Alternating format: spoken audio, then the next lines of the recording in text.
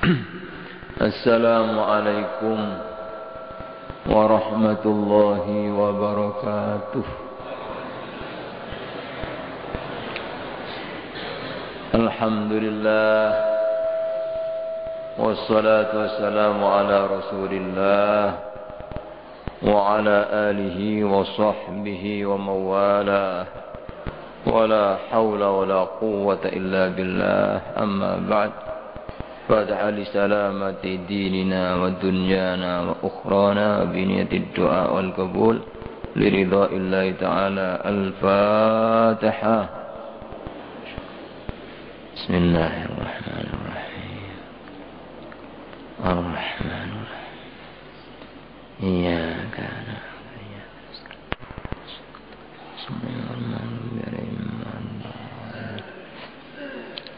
Para jamaah salat subuh di Masjid Jami' yang dirahmati oleh Allah, pagi ini kita masuki hari yang ke-19 dari bulan suci Ramadan. Alhamdulillah, sampai pagi ini kita diberi kekuatan oleh Allah untuk bisa melaksanakan puasa Ramadan, juga ibadah-ibadah yang lain. Mudah-mudahan semuanya diterima oleh Allah Subhanahu wa taala. Amin ya rabbal alamin. Jamaah sekalian yang dirahmati oleh Allah, salah satu amalan yang sangat dianjurkan, terutama dalam suasana bulan suci Ramadan yang penuh barokah ini, adalah memakmurkan masjid. Apakah dengan melakukan sholat jamaah, atau sholat-sholat sunnah, atau i'tikaf, terutama menambah pengertian kita dalam ilmu agama seperti pada pagi hari ini. Orang yang mempunyai kebiasaan memakmurkan masjid ya, setiap hari, itu mendapatkan berita gembira dari Allah bahwa orang yang biasa memakmurkan masjid itu diakui orang beriman ya. Dibenarkan pengakuannya sebagai orang yang beriman. Sebab Allah sendiri telah berfirman dalam Al-Quran surat At-Taubah ayat 18. A'udzubillahi minasyaitonir rajim. Innama ya'muru masajidallahi man amana billahi wal yaumil akhir. Ya, yang memakmurkan ya, masjid-masjid Allah itu hanyalah orang-orang yang beriman, orang mukmin, iman kepada Allah dan iman kepada akhir. Jadi ini jaminan ketika orang itu benar-benar punya keistiqomahan memakmurkan masjid, ya, jaminan dibenarkan imannya. Makanya di dalam sebuah hadis Nabi Muhammad sallallahu alaihi wasallam bersabda, "Idza ra'aitumur rajula ya'tadul masjidah atau al-masajida fashhadu lahu bil iman." Kata Nabi, kalau Anda melihat ada seseorang yang biasa datang ke masjid ya, maka kata Nabi, jangan diragukan, saksikan bahwa orang tersebut iman. Fashhadu lahu bil iman, itu kata Nabi ya. Sebab kalau tidak ada iman, tidak mungkin bisa istiqomah memakmurkan masjid. Bahkan dalam riwayat yang lain hadis, orang yang memakmurkan masjid ini dianggap sebagai ahlullah, orang-orang yang dianggap sebagai keluarga dekatnya Allah, keluarga pemeliharaan Allah ya, saking dekatnya dengan Allah.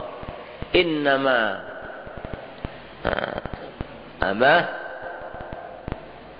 ummarul masajid ahlullah. Al-hadits atau kama qala ya.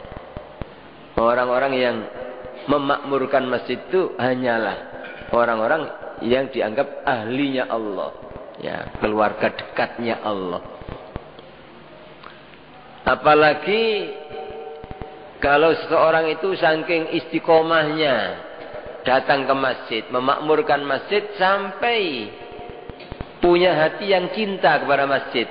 Hatinya selalu terkait dengan masjid, kangen ya. Jadi sedina mboten ndugi teng masjid rasane bingung, kangen ya. Kalau orang sudah sampai seperti itu gitu loh. Jadi masjid itu benar-benar dirasakan nikmat datang di masjid. Ya. Orang ini benar-benar luar biasa. Tidak hanya disaksikan akan keimanannya, tapi besok di hari kiamat itu akan mendapatkan keistimewaan. Di saat umumnya manusia susah, payah, ya. Orang yang punya hati yang selalu cinta kepada masjid ini, ya, tidak mendapatkan sesuatu pun dari rasa takut, kekhawatiran, susah, payah, ya, ya. Tidak ada sama sekali. Mereka diberi naungan oleh Allah di hari di mana tidak ada naungan selain naungan Allah. Ya. Sebagaimana yang disebutkan dalam hadis yang panjang hadisnya, Nabi bersabda ada 7 macam golongan orang yang akan dinaungi oleh Allah. Ya. Pada hari di mana tidak ada naungan selain naungan Allah, yaitu hari kiamat. Ya. Sab'atun yudhilluhumullahu fi dhilli yauma la dhilla illa dhilluh. Kita tidak bisa membayangkan ya bagaimana di saat terjadinya hari kiamat itu loh. Manusia dalam keadaan telanjang bulat, tidak beralas kaki, tidak menutup kepala, tidak ada rambut. Matahari waktu itu diturunkan oleh Allah. Walaupun cahayanya dihilangkan oleh Allah, gelap gulita di hari kiamat. Ya. Tapi panasnya matahari itu tetap. Tidak bisa dibayangkan bagaimana sedangkan matahari yang ada di dunia sekarang ini aja berapa juta kilo. Ya. Kalau sudah pas lohor itu kita rasanya tidak kuat. Ya. Bagaimana besok di hari kiamat itu sudah tanahnya dirubah oleh Allah, bukan tanah yang seperti biasa. Manusia telanjang bulat, matahari diturunkan di atas kepala. Ya. Maka sebagaimana yang diterangkan dalam hadis-hadis Nabi, keadaan manusia waktu itu wah sangat-sangat susah. Sampai-sampai orang-orang yang tidak mendapatkan pertolongan Allah, terutama orang-orang kafir, minta, ya Allah keluarkan kami dari sini ya Allah, walaupun ke neraka. Keluarkan dari saking tidak kuatnya panasnya. Di samping berjejal-jal, bagaimana maklum manusia seluruh dunia mulai zaman Nabi Adam sampai hari kiamat. Tidak hanya manusia, hewan-hewan yang pernah hidup dihidupkan juga. Berapa ini? Dalam keadaan seperti itu. Saking tidak kuatnya orang-orang kafir minta dikeluarkan walaupun ke neraka.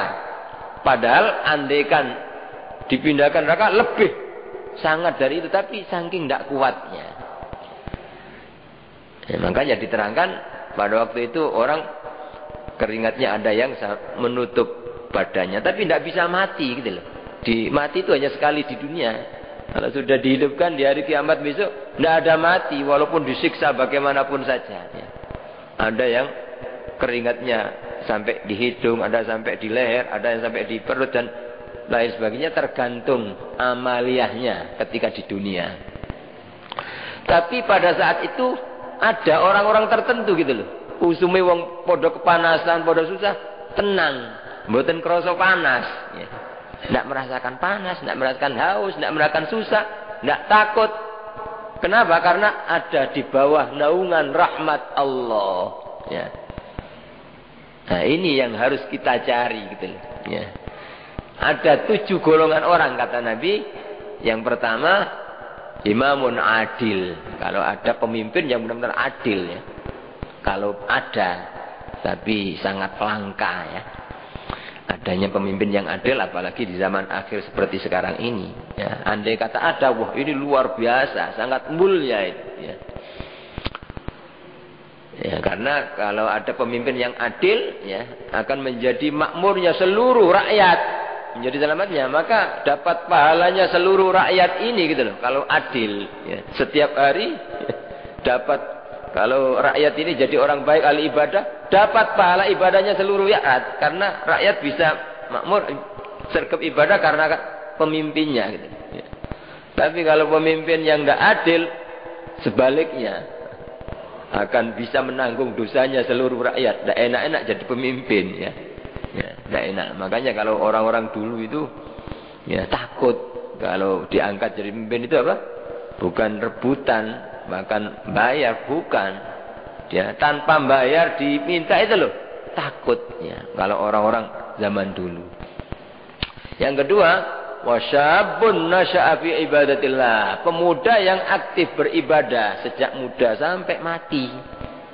Nggak neko-neko, nggak macem-macem, nggak seperti umumnya anak muda.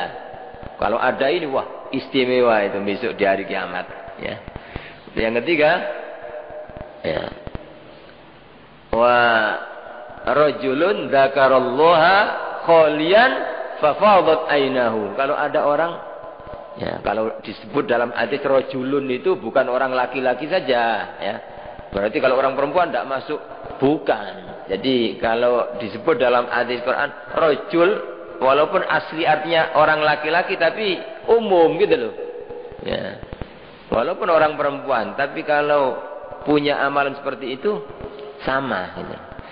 Ya, makanya terjemahnya seseorang gitu aja yang di saat yang sunyi sendirian, tidak ada orang, ya, kemudian berzikir kepada Allah, ingat pada Allah, ingat dosanya, kemudian meneteskan air mata semata-mata karena takut kepada Allah, ya, murni, ya, takutnya, nangisnya itu banyak karena Allah, bukan karena dilihat orang, bukan karena pamer, bukan karena mikir utang, bukan karena apa, nangisnya benar-benar karena takut kepada Allah, menetes. Wah, ini luar biasa, hebat, ya. Orang ini besok akan dapat keistimewaan, ya, di hari kiamat. Tidak akan mengalami rasa takut, rasa susah, rasa khawatir, ya, tidak ada, ya. Kemudian yang keempat ini yang ada hubungannya dengan orang yang memakmurkan masjid. Warajulun qalbuhu mu'allakun bil masajid, ya. Orang yang hatinya terpaut dengan masjid. Jadi kalau sudah pulang agak lama tidak ke masjid itu tangan, ya, tidak kuat. Seperti sahabat-sahabat Nabi itu demikian, ya. Ya. Jadi sehari tidak ke masjid itu rasanya seperti tidak enak semua. Wah, orang yang begini berarti apa?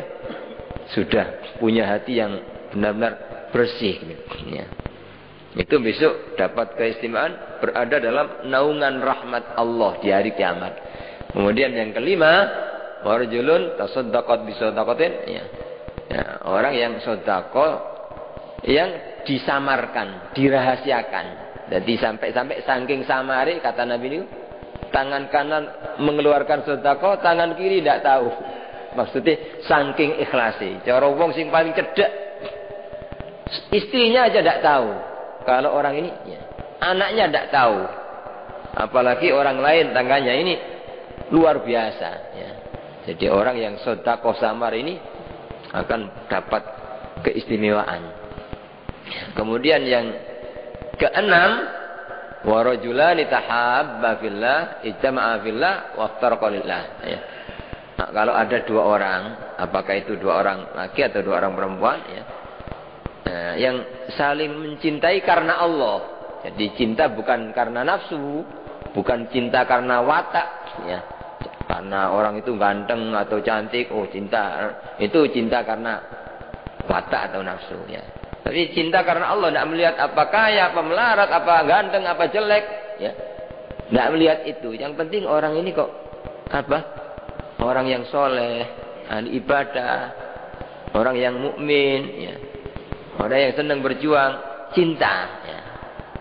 Itu namanya cinta karena Allah. Berkumpul ya karena Allah, berpisah pun juga karena Allah, bukan karena nafsu, ya. Kalau orang bisa mengamalkan ini, maka ada jaminan, ya. Ada di bawah naungan Allah di hari kiamat. Kemudian yang terakhir, wa rajulun da'athu imra'atun dhatu jamalin wa mansibin, ya. Apa? Wa yaqul inni akhafullah. Al-hadits atau kama qala. Kalau ada orang, ya. Kalau di hadisnya disebut orang laki yang diajak oleh orang perempuan yang apa? Yang cantik, ya. Diajak maksiat, ya. Diajak seneng-seneng. Kalau ada orang laki-laki diajak oleh perempuan yang cantik loh syaratnya. Jadi sing ngajak niki sing wong ayu, terus sing wong mulya gitu, punya kedudukan, diajak maksiat. Cara kasarnya diajak pacaran ya. Ya, terus dia tidak mau orang laki. Tidak, saya takut kepada Allah, tidak mau. Walaupun ya, kamu cantik, walaupun kamu bayar, tidak mau. Ya, kalau ada orang seperti itu hebat. Ya. Berarti kalau yang ngajak itu orang jelek, diajak, tidak mau saya. Ya tidak masuk. Tidak masuk, ya. Ini, jadi syaratnya harus perempuan yang cantik. Ya. Nah, mungkin dikiaskan sebaliknya juga demikian. Kalau ada orang perempuan, ya, diajak oleh laki-laki yang ganteng, yang kaya, yang pangkat, ya. Tapi dia tidak mau. Ya. Tidak, saya takut kepada Allah. Termasuk, ya. Ini, ya, jadi orang itu kalau punya istiqomah memakmurkan masjid sampai benar-benar hatinya itu senang merasakan nikmat di masjid itu. Wah, ini suatu anugerah, nikmat yang barangkali kalau dibanding dengan dunia isinya lebih berharga ini gitu loh. Orang harus merasa syukur gitu loh. Ketika orang itu disenangkan hatinya dengan masjid. Terus ketika di masjid merasakan tentrem nikmat, itu ya tidak bisa ditukar dengan dunia dan seisinya gitu. Apa artinya orang punya kekayaan seluruh dunia tapi apa? Tidak punya kenikmatan yang hakiki, kenikmatan mendengarkan ilmu agama, kenikmatan apa? Beriktikaf di masjid. Apa artinya? Apapun kekayaan, apapun kesenangan dunia hanya sesaat. Ya. Berapa lama, nanti mati sudah ditinggal. Ya. Tapi kalau nikmat seperti ini, senang, itu akan abadi. Ya. Nikmat yang abadi. Ya. Tapi apa bagi kita yang memakmurkan masjid, ya, ini supaya benar-benar mendapatkan apa yang dijanjikan oleh Allah dan Rasul, ya, seyogyanya menetapi adab-adab dan etika ketika di masjid itu, ya. Yang kebetulan topik pengajian ini etika di masjid, ya. Jadi supaya kita dalam memakmurkan masjid itu akan memperoleh apa yang dijanjikan oleh Allah dan Rasul, tentunya harus menjaga adab-adab, sopan santun, ya, etika di masjid. Ya, di antaranya ya, yang mungkin tidak bisa semuanya. Di antaranya yang terpenting, hendaknya orang itu sebelum masuk ke masjid berusaha mensucikan diri. Baik dari kotoran-kotoran yang lahir maupun yang batin. Ya. Hendaknya berusaha menjadi orang yang bersih, apakah itu badannya, pakaian-pakaiannya, ya. Baik bersih zahir maupun batin. Ya. Kalau bersih zahir itu, ya, seperti pakaian ini tidak kena najis, ya. Cara mensucinya juga apa? Ya, harus tahu caranya, tidak ngawur. Ya. Kalau orang itu tidak ngerti masalah penajisan, pakaian najis dicuci tapi tidak ngerti, sehingga tidak bisa suci, ya tetap najis. Ya, tidak memenuhi syarat, ya, karena orang yang sholat, ya, dengan pakaian yang najis tidak akan dianggap sah, tidak sah menurut pandangan syariat Islam. Ya. Kalau pakaian bersih batin, ya, itu pakaian itu dibeli dengan hasil yang halal. Itu berarti bersih. Samping lahirnya bersih, suci, batinnya suci gitu. Ya. Tapi kalau orang itu walaupun pakaiannya bersih, mungkin harum, dikasih minyak wangi, tapi belinya pakai uang syubhat. Ya. Kalau kerja tidak hati-hati sehingga hasilnya masih meragukan. Terus dibuat beli pakaian, ya walaupun pakaian itu putih barangkali, bersih, disetrika, pakai itu zahirnya aja suci, tapi hakikatnya najis, ya, tidak layak. Ya. Hanya saja tidak ditampakkan oleh Allah, ya, hakikat pakaian yang dibeli dengan hasil yang haram atau yang syubhat itu. Ya. Andaikan ditampakkan, mungkin lebih menjijikkan daripada kena najis kotoran itu. Ya. Cuma yang tahu para malaikat, yang tahu Allah, gitu. Ya. Makanya kata Nabi, man ishtara thawban bi asyrati darahima wa fi dirhamun min haram lam yakbalillahu lahu salatan ma dama alaih. Al hadits atau kama qala. Barang siapa yang membeli baju, pakaian, ya, misalnya harganya itu 10 dirham. Kalau uang dulu, uang dirham atau dinar, ya. Dirham itu uang perak, kalau dinar uang emas. Misalnya harganya 10 dirham. Kemudian 1 dirham dari hasil yang haram, uang haram. Berarti 10%-nya kecampuran yang haram. Lantas dipakai sholat, dipakai ibadah, dipakai apa saja, ya, ibadah. Itu tidak akan diterima oleh Allah selama orang itu ibadah pakai pakaian yang 10%-nya kecampuran dari hasil yang haram. Nah, ini yang harus hati-hati, ya. Jadi jangan sampai kita ini hanya mengutamakan zahir, yang penting bagus, tapi ya batinnya najis, ya.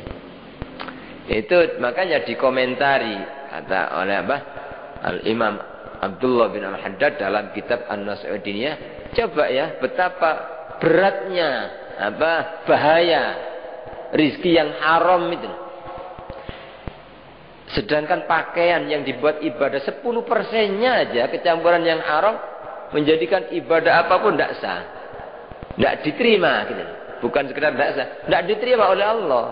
Terus kalau orang ibadah tidak terima, apa artinya, gitu? Walaupun banyak tapi tidak diterima. Yang paling penting kan diterimanya itu, gitu, yang berharga itu. Ya. Itu padahal 10%-nya, gitu. Kecampuran haram. Bagaimana kalau 100% haram? Ya. Itu pakaian yang ada di luar badan, gitu. Bagaimana kalau rizki yang haram itu masuk ke dalam perut, diberikan makanan minuman masuk ke dalam perut, seharinya jadi darah yang mengalir ke seluruh tubuh, masuk ke otak, masuk ke hati. Bagaimana bahayanya, gitu. Sedangkan pakaian yang ada di luar badan adalah memberikan dampak, ya, tidak akan diterima ibadahnya, apalagi kalau sudah masuk ke dalam perut, ya. Makanya tidak bisa. Orang kepingin jadi orang baik, kepingin jadi selamat itu kalau ngawur cara kerjanya, tidak hati-hati, tidak bisa. Terus apa artinya orang kepingin dapat untung banyak tapi hasilnya tidak halal? Apa artinya? Jangankan untuk keselamatan di akhirat, ya, untuk kenikmatan, ketentraman, kemakmuran dunia mustahil, gitu loh. Kalau orang kepingin tentram, kepingin bahagia, tapi dengan cara yang tidak dibenarkan syariat, tidak bisa, ya. Nah, ini kita harus sangat berhati-hati, terutama di zaman akhir seperti sekarang ini, di mana banyak sekali orang yang sembrono, yang lalai, ya. Kadang-kadang tidak ngurus itu, yang penting dapat banyak, padahal ini sangat penting, ya. Nah, ini pakaian, ya, jadi suci zahir dan batin, ya. Kalau kena pakaian ini kena najis zahir itu enak, cara mensucikannya itu dicuci. Tapi kalau dibeli dari hasil yang haram, terus ya apa caranya nyuceni? Disabun. Tidak bisa, sudah. Ya dibuang itu, sudah. Dibuang, tidak bisa, ya. Nah, ini. Begitu juga badan, ya. Badan kita harus berusaha, ya, sebelum masuk masjid, belum bermunajat kepada Allah, ya, harus suci gitu. Ya, zahir suci dari najis ya di badan. Jangan sampai masih ada najis, terutama ya kaki ya. Kadang-kadang orang tidak hati-hati, kakinya masih najis, mungkin rumahnya karena najis langsung masuk masjid ya. Dalam keadaan kaki najis. Ya kalau sama-sama kering tidak begitu masalah. Tapi kalau yang satu ya basah ya, nah ini menjadikan najis gitu. Atau masuk ya, walaupun masuk ke masjid terus ke tempat wudhu, terus kakinya dalam keadaan masih najis, itu akan membawa najis ya. Ya, jadi kalau memang kakinya orang itu masih najis, harus lewat jalur yang yang langsung tempat pencucian kaki itu ya. Sebab betapa bahayanya kalau orang itu misalnya kakinya ada langsung masuk masjid, tahu-tahu kena basah ya, atau ada keset yang agak basah, terus kaki kita najis, berarti akan membuat najisnya masjid itu. Terus orang masuk kena najis, menjadikan mungkin bisa-bisa berapa ratus orang lewat di situ kena najis atau menjadikan najis semua, tidak sah gara-gara satu ini ya. Jadi harus hati-hati ya. Kemudian najis berusaha bersih, suci ya dari najis di badan ya. Baik, begitu juga suci dari hadas kecil maupun hadas besar. Itu masih suci badan zahir ya. Suci zahir ya. Adapun suci badan batin ya, bersihnya hati ya, dari hal-hal yang mengotori hati, dari hal-hal yang membuat najisnya hati ya. Apa itu ya? Perbuatan dosa-dosa ya. Jadi dosa itu akan membuat najisnya hati, kotornya hati ya. Oleh karena itu kita seyogyanya sebelum beribadah kepada Allah itu ya, supaya mendahulukan tobat ya. Tobat ya, kalau menurut versinya Imam Ghazali, orang yang kepingin sampai kepada Allah itu harus melalui 7 pintu ya, katanya 7 tanjakan, 7 tangga. Tangga pertama itu ilmu ya. Kalau orang kepingin sampai kepada Allah, kepingin dekat ya, harus seneng ngaji ya, harus seneng ngaji, kunci pertama. Terus yang kedua, sebelum melangkah ibadah, tangga yang kedua ini tobat dulu gitu. Tobat dari dosa, mengakui, ingat-ingat berdosa apa, terus disesali, tobat kepada Allah ya. Kemudian baru gitu loh, kalau orang itu sudah tobat kan bersih batinnya, zahirnya cocok untuk menghadap kepada Allah, beribadah ya. Karena orang menghadap kepada Allah itu tidak cukup dengan zahir gitu. Yang dilihat Allah itu bukan penampilan zahir, bukan pakaian yang zahir, bukan, tapi hati ya. Yang menghadap kepada Allah itu hati ya. Kalau zahir ini ya hanya ya, menghadap ke Ka'bah istilahnya ketika sholat. Tapi kalau batin kita bukan menghadap ke Ka'bah, tapi menghadap kepada Allah. Allah tidak ada di Ka'bah, jangan keliru ya. Jadi zahir kita, jasad kita menghadap Ka'bah, tapi batin kita kepada Allah yang menciptakan Ka'bah, yang menciptakan seluruh makhluk ini ya. Itu ya. Terutama di antara sekian banyak dosa yang membuat najisnya hati itu, yang menjadi orang tidak layak, sangat tidak sopan menghadap kepada Allah dalam keadaan hati yang najis. Yang paling bahaya ya adalah dosa yang berupa kemusyrikan ya. Kemusyrikan itu tidak harus orang nyembah patung seperti orang-orang musyrik dulu ya. Pokoknya selama di dalam hati seorang itu ada selain Allah yang bisa gitu, yang bisa menyelamatkan, yang bisa mendatangkan rezeki, yang bisa menolak bahaya, yang bisa memuliakan, yang bisa membahagiakan. Selain Allah ada, apakah itu harta? Ya, saya kalau Lek duwe-duwe akeh mesti mulya aku, mesti selamat, mesti enak. Ya. Orang sebenarnya termasuk musyrik. Tidak harus menyembah patung gitu loh. Berarti sama dengan menyembah harta gitu. Musyrik. Ya. Ya, kadang-kadang orang ngolok-ngolok orang musyrik, mendoakan Allahumma ahlikil musyrikin, binasakan orang. Padahal dirinya apa? Musyrik. Ya. Artinya mempertuhankan harta. Seolah-olah harta itu bisa apa? Menyelamatkan. Seolah-olah harta bisa membahagiakan. Seolah-olah harta bisa memuliakan. Ya. Orang punya keyakinan seperti itu. Sehingga apa? Mengejar-ngejar harta kadang-kadang sampai ibadah dikalahkan. Sholat dikalahkan. Ini jelas gitu loh. Berarti apa? Di hatinya ada kepercayaan harta itu bisa begini, bisa begini. Kalau enggak, pasti dia apa? Enggak akan mengalahkan Allah gitu loh. Enggak akan ya mengalahkan ibadah gara-gara cari dunia.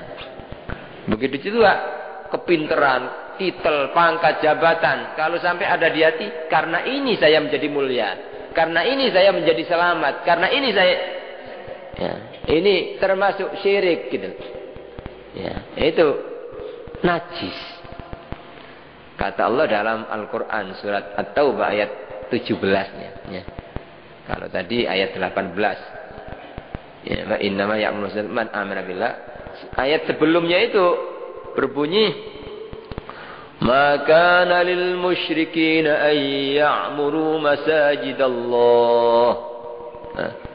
Maka lil musyrikin ay ya'muru innamal musyrikuna najasun fala yaqrabul masjidal haram. Ya. Sesungguhnya orang-orang musyrik itu najis. Ya. Najis.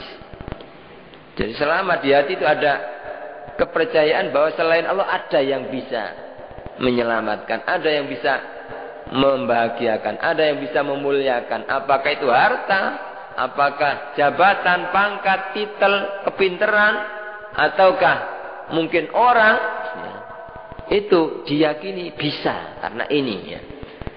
Ya, orang ini pasti ada syiriknya. Ya. Kalau orang itu syirik, najis kata Allah. Bukan najis badan, ya. Jadi badannya, ya kita salaman ya enggak masalah, ya. Enggak masalah, bukan seperti yang diyakini oleh aliran sesat. Ada di antara apa yang mengaku kelompok Islam, ya. Itu menganggap semua yang selain golongan itu dianggap musyrik. Dianggap musyrik. Yang muslim hanya golongan mereka sendiri. Sehingga kalau ada ketemu orang selain golongan mereka, dianggap najis. Cuci tangan itu kalau salaman. Kalau masjidnya ditempati sholat orang-orang dipel. Dipel. Ini jelas-jelas sesat dan menyesatkan. Ya. Sedangkan menurut Al-Quran yang apa, orang musyrik, benar-benar musyrik, ada kepercayaan kepada selain Allah itu aja apa? Itu najis, hanya najis hati gitu. Najis hati. Jadi jasadnya misalnya ada orang musyrik itu apa? Menginjak masjid asalkan tidak kena najis kakinya, ya tidak perlu dipel gitu. Ya. Salaman sama kita tidak perlu cuci tangan, ya. Tidak. Ya. Maksudnya najis itu hati. Ya. Padahal dalam Al-Quran surat At-Taubah ayat 17-nya. Ya. Kalau tadi surat At-Taubah yang innamal musyrikuna najasun itu surat Taubah ayat 28. Ya. Kemudian ya, terus pada ayat surat Taubah ayat 17, maka nalil musyrikin ay ya'muru masajidallahi. Ya. Al-ayat tidak seyugjanya, tidak sepantasnya orang-orang yang musyrik, artinya di hatinya ada seolah-olah selain Allah yang bisa begini, bisa begini, bisa. Ya. Itu musyrik tidak pantas untuk memakmurkan apa? Masjid Allah, karena hakikatnya mereka dalam keadaan najis, ya. Ya, najis. Justru membuat apa?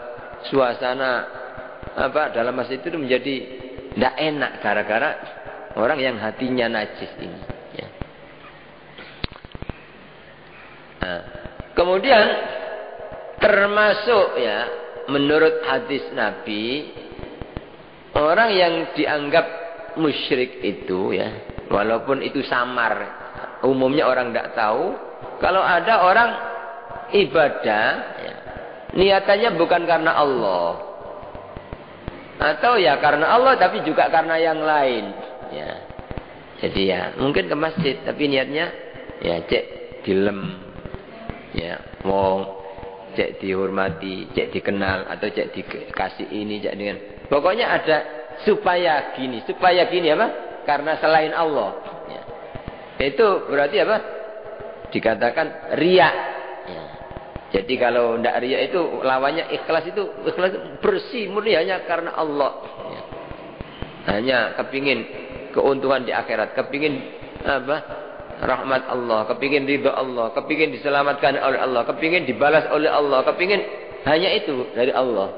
Sedikit pun tidak ada campuran cek ro wong, cek dianggap wong, cek. Sama sekali tidak ada itu. Ya. 1% pun harus tidak ada.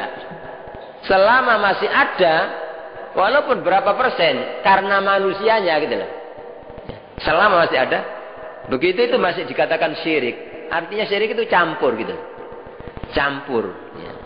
Tidak tauhid, tidak menyatukan Allah, hanya kan Allah. Ya. Ini yang justru lebih bahaya daripada syirik menyembah patung itu jelas, semua orang tahu. Tapi kalau syirik yang samar ini loh, yang umumnya orang tidak dianggap syirik, padahal itu menurut Nabi syirik. Ya. Makanya dalam sebuah hadis Nabi Muhammad sallallahu alaihi wasallam bersabda, Inna akhwafa ma akhafu ala ummati asyirku billah. Sesungguhnya sesuatu yang paling aku khawatirkan terhadap umatku itu adalah syirik kepada Allah. Ama inni la aqulu ya'buduna syamsan wala qamaran wala wathanan. Kata Nabi, ya, saya tidak mengatakan syirik billah ini orang yang menyembah patung, menyembah matahari, menyembah bulan, menyembah berhala. Bukan itu yang saya khawatirkan, kata Nabi. Kalau itu semua orang tahu gitu. Tapi wa inna ma ya'buduna li ghairillah. Yang saya takutkan itu mereka ibadah, ketoke kok ibadah. Ya, seperti khusyuk tapi di hatinya ada suara. Nah, wong cek roh, lek aku khusyuk. Supaya orang tahu, supaya dianggap ini. Selama masih ada itu suara hati, cek ngene. Itu apa? Ya. Masih apa? Ada syiriknya. Berarti seolah-olah selain Allah ada yang bisa memuliakan. Selain Allah ada yang bisa. Ya, buktinya masih ada campuran niatan itu. Selama masih ada campurannya, tidak diterima oleh Allah. Dan orang itu masih dianggap bawa najis. Ya. Makanya dalam Al-Quran surat Kahfi ayat terakhir, ayat 110, Allah berfirman,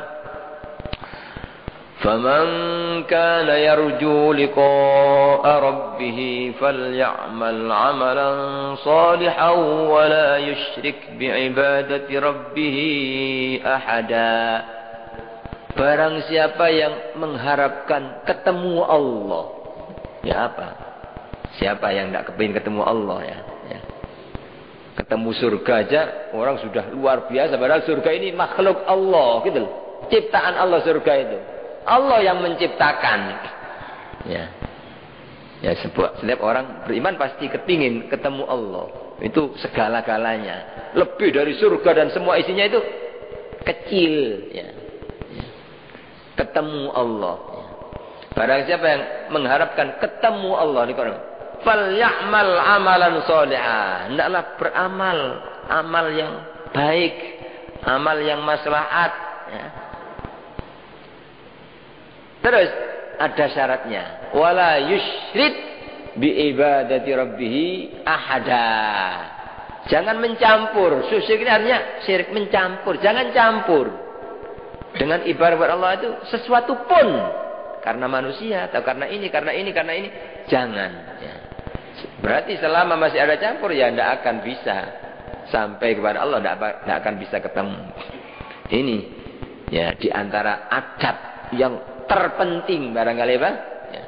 Tidak hanya suci zahir ya, tapi yang lebih penting karena orang ibadah kepada Allah bermunajat itu apa? Menghadap dengan hati. Allah melihat orang itu bukan penampilan zahir tapi apa? Ya hati ya.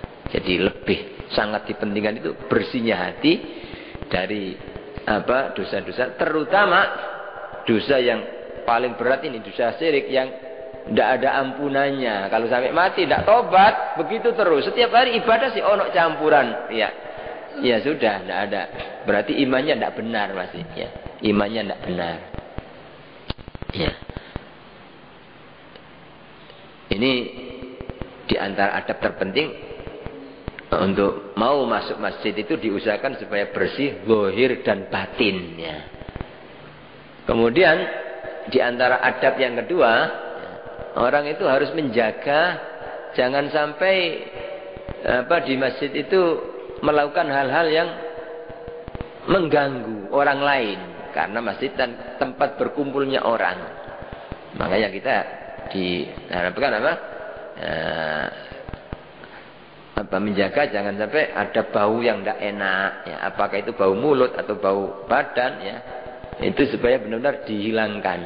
Sebab kalau kita misalnya habis makan yang bawang atau pete, nggak sikatan terus masuk, itu bisa ganggu orang yang sholat itu, ya. Yang minimal orang yang sebelahnya itu bisa tidak khusyuk gara-gara ini. Berapa dosanya ganggu orang sholat, ya. Atau orang kadang-kadang ahli isap, ahli rokok, ya, berangkat ke masjid sambil rokokan, terus masuk masjid itu orang-orang sebelahnya ini, ya, mungkin bagi orang yang biasa rokokan tidak begitu, ya, tapi yang tidak biasa itu tidak kuat, itu tidak enak baunya, ya. Tidak enak, ya. Jangan dikira yang tidak senang dengan bau yang tidak enak itu cuma manusia. Malaikat tidak senang juga. Malaikat tidak senang, ya.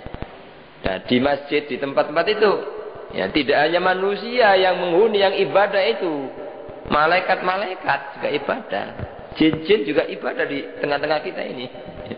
Ya, itu juga merasa terganggu dengan bau yang tidak enak, ya. Dan apa saja yang sekiranya mengganggu, ya, mengganggu. Apakah itu bacaan, kadang-kadang kita sholat bacanya terlalu keras, ya, sehingga sampingnya terganggu, itu juga termasuk ganggu.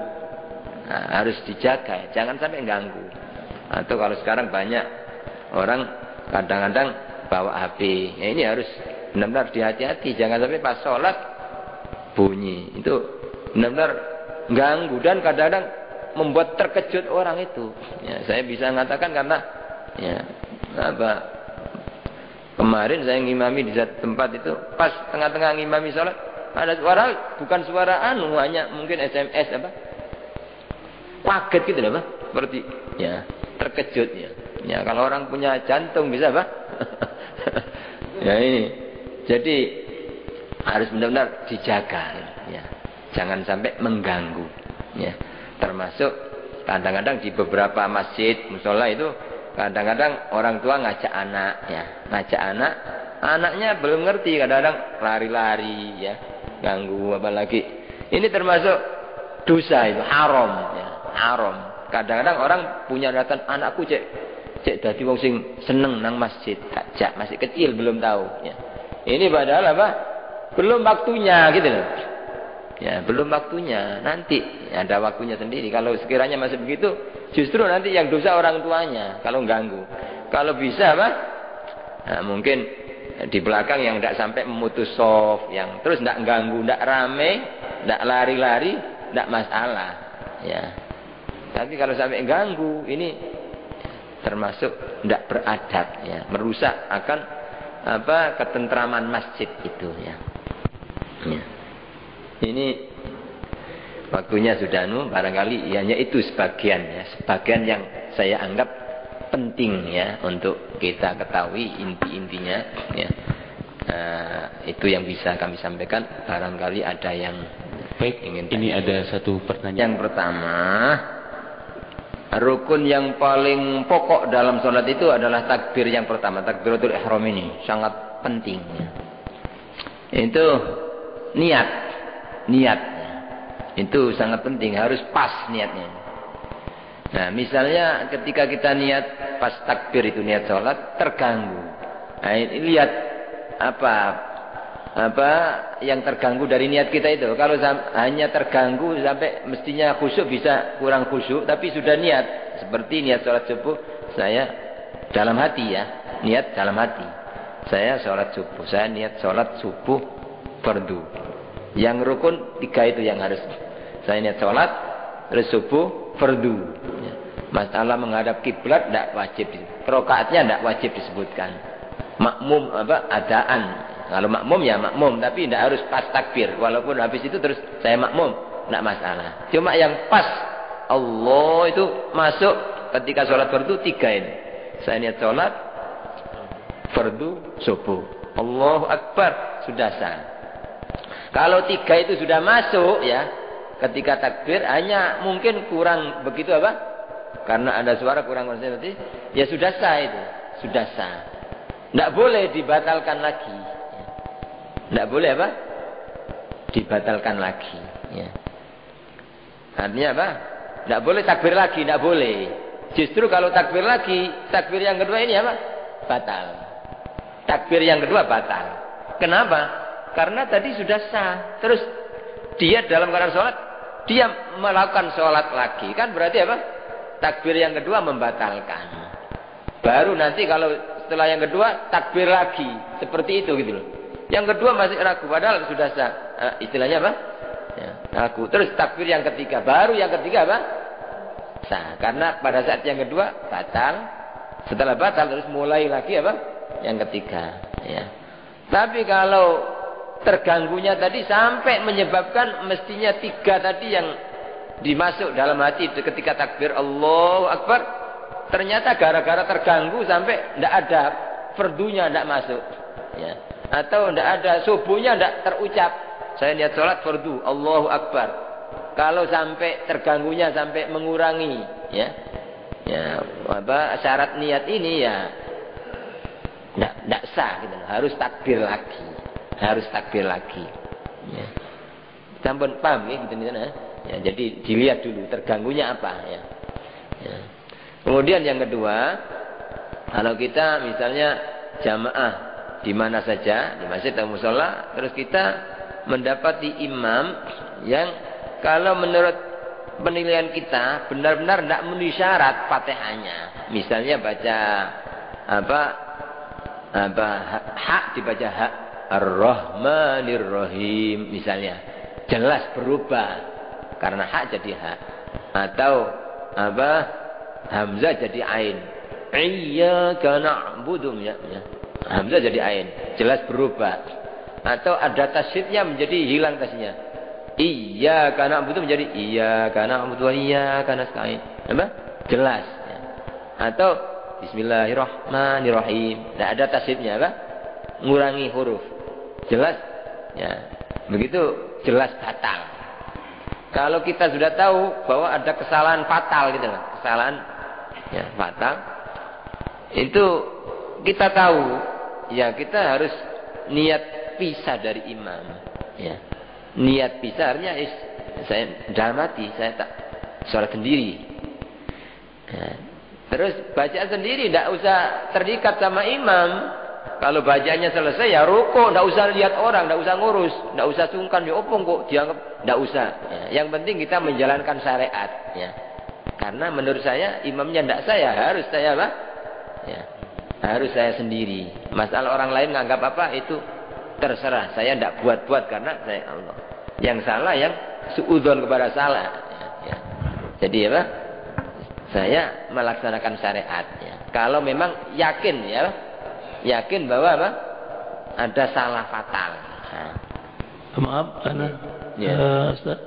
Apakah kita perlu takbir lagi? Jadi kalau langsung ya, ketika tahu begitu langsung di hati kita niat. Tidak pakai tidak pakai takbir. Saya sholat sendiri gitu aja, Saya memutus dari imam ya. Saya memutus diri dari imam di hati kita. Terus kita baca sendiri. Kalau sudah selesai ya rukuk sendiri. Ya, iktidal biar orang lain iku gendeng bae wong iku. Biar enggak apa-apa. Enggak ngurus orang ya. Ya, biar orang mengatakan gila tapi asalkan Allah enggak mengatakan gila enggak masalah. Daripada orang lain mengatakan sehat tapi Allah gendeng wong iki, ya. Lebih baik menurut Allah enggak gila gitu. Ya. Kalau Ustaz, kalau dalam sholat Jumat umpamanya. Jadi dia rukun khutbahnya itu tidak lengkap sehingga tidak memenuhi persyaratan sahnya salat Jumat. Jadi niat kita itu memisahkan itu salat zuhur jadinya. Iya. Niat salat zuhur. Jadi solusinya kalau misalnya masih khutbah gitu kok tidak memenuhi syarat, sedangkan kita tidak mampu memperingatkan, tidak mampu misalnya karena di belakang. Ya, kalau ada masjid yang sekiranya agak dekat yang masih bisa nutut gitu loh. Kalau kita keluar ya. Kita keluar cari masjid lain yang itu harus begitu ya. Jadi sebelum kok tahu khutbahnya kok kurang rukunnya misalnya ya, kalau bisa mengingatkan, kalau bisa. Tapi kalau tidak mampu ya keluar cari masjid terdekat. Kalau tidak nutut, sudah dianggap tidak nutut, ya tidak usah makmum sama imam itu, ya sholat sendiri, sholat pulang di rumah atau cari masjid lain. Kok tidak nutut, ya sholat zuhur sendiri. Sebab kalau kita tahu jelas khutbahnya misalnya kurang syaratnya, kok tidak pakai wasiat takwa atau tidak pakai baca sholawat kepada Nabi, ya misalnya kurang rukunnya, kita tahu, terus tetap niat makmum saja, walaupun kita sholat zuhur, ya tidak sah karena kita jelas bahwa imamnya tidak sah. Karena sholat Jumat itu sangat berkaitan dengan khutbah. Kalau khutbahnya tidak sah ya sholat Jumatnya tidak sah. Syaratnya harus sholat Jumat sah, harus khutbahnya sah. Ya, satu paket. Ya. Jadi kalau kita sudah jelas tahu, ya, kecuali kalau tahunya itu pas sholat Jumat. Ya. Pas sholat Jumat tahu tidak memenuhi syarat Fatihahnya misalnya nah kita niat mufarokoh itu terus langsung ya kita nambah, bukan 2 rakaat ya. Jadi kita tetap tadinya makmum, tapi ketika tahu imamnya kok Fatihahnya tidak tepat, salah berat, kita pada saat itu saya niat sholat sendiri ya. Itu prakteknya walaupun niatnya sholat Jumat, tapi prakteknya nanti sholat zuhur, karena kan sholat sendiri tidak ada Jumatan sholat sendiri ya. Ya. Itu demikian. Sambung. Saya kira cukup Ustaz. Monggo ditutup dengan doa. Ya, cukup, mudah-mudahan sedikit apa yang kita kaji dapat bermanfaat, dapat meningkatkan kualitas ibadah kita terutama salat, dan mudah-mudahan diterima oleh Allah Subhanahu wa taala. Amin ya rabbal alamin. Bismillahirrahmanirrahim. Alhamdulillahirabbil alamin. Allahumma shalli wa sallim wa barik ala sayyidina maulana Muhammadin nabiyil ummi wa ala alihi washabbihi wasallam. ربنا ظلمنا أنفسنا وإن لم تغفر لنا وترحمنا لنكونن من الخاسرين اللهم إنك عفو تحب العفو فاعف عنا اللهم إنك عفو تحب العفو فاعف عنا اللهم إنك عفو تحب العفو فاعف عنا ربنا إنا نسألك العفو والعافية والمعافاة الدائمة في الدين والدنيا والآخرة برحمتك يا أرحم الراحمين. وصلى الله على سيدنا محمد النبي وعلى آله والحمد لله من آمين. الفاتحة. السلام عليكم ورحمة الله وبركاته.